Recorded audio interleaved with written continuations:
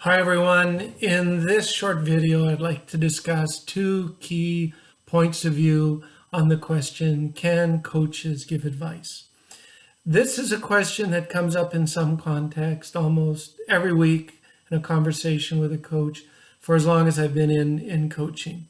And it can show up as a great deal of confusion. It can show up as guilt as coaches try to struggle and figure out how to best support their clients and how can I build a viable coaching practice.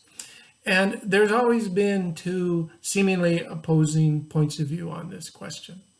One side takes a stance that coaching is a pure and powerful and unique way of interacting with clients. It cannot be modified. There's simply no room for advice giving. Now, typically, you encounter this point of view when you're going through your coach training, you're going through your certification, perhaps when you're hanging around different coaching schools and coaching associations. And there's a noble motivation here.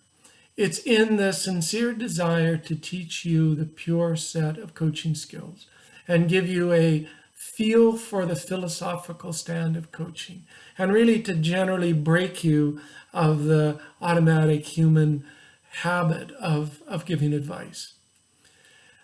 And there are many coaches that just practice pure coaching and they find a way to build a viable practice.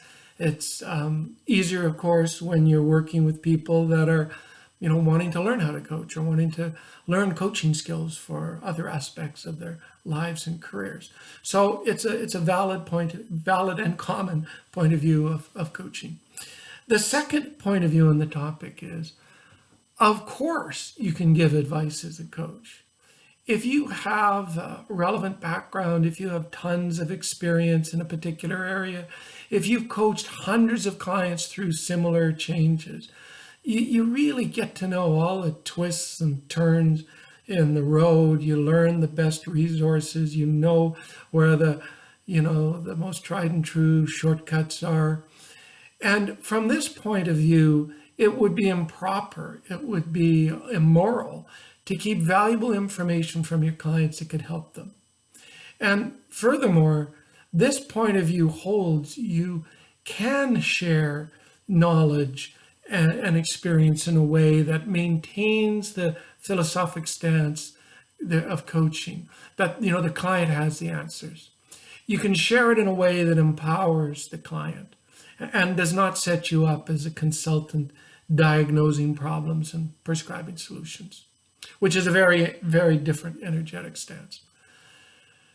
And finally, this point of view holds that if you do not share all that you know and acquire on a topic with the client, that you may be at a considerable disadvantage in the real marketplace out there in the world as as an executive coach, a leadership coach, a business coach, coaching clients on any particular topic.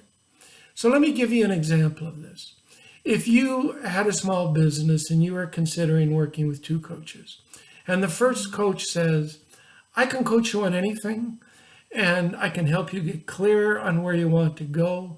I can help you identify the different alternative solutions. I can help you choose the one best for you, and I can help you keep on track.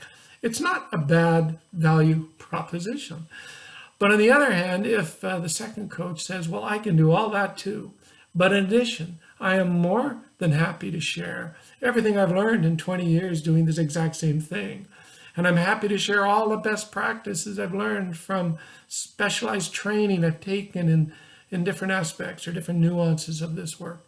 And I'm happy to share everything that I've learned from working with hundreds and hundreds and hundreds of people doing this exact same thing, exploring every possible path forward, really to help you find your best and quickest path forward.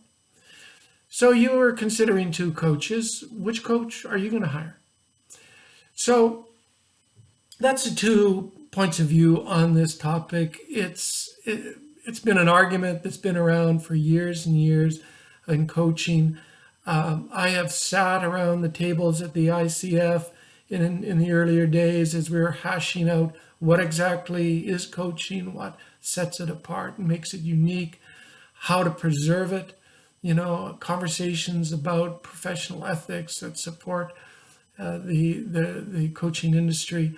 And this is an ongoing discussion, and I think it'll always be an ongoing discussion. And in my years in coaching, I've done a lot of peer coaching and seen its power. And I've also shared everything I knew in service of advancing my client's agenda. So my opinion on this topic is, and it's just an opinion, but it's that if you're well trained as a coach and you really understand the principles of holding the client creative, resourceful, and whole, and you really get that the client needs to be in charge of their decisions to optimally learn and grow. And if you've got a feeling for the energetic stance of being a coach, meaning you're not on the other side of the table from your client, never on the other side of the table as a consultant diagnosing and prescribing, nor are you at the head of the table being a guru dispensing wisdom, the only answer. But rather, if you always sit side by side with your client, on the same side of the table, helping them with their agenda, helping them identify and choose the best path forward, the path that serves and empowers them the most, then I absolutely believe you can weave in all your experience and knowledge into the coaching you do. And I call that mentoring. And I have long held and spoken to audiences of coaches around the world for many, many years, that this really is a natural fit and complement to coaching. In fact, in common practice, in most specialties of coaching, almost most of what they do is mentoring. So summing up here, if you really get, in my opinion, if you really get the power and stance of being a coach, then I believe you're free to choose where on the spectrum of coaching you want to position yourself so that it most serves your clients. And ultimately, I believe it comes down to a single ongoing decision in your work with clients. And a question you ask yourself over and over again: how can I best serve and empower my client?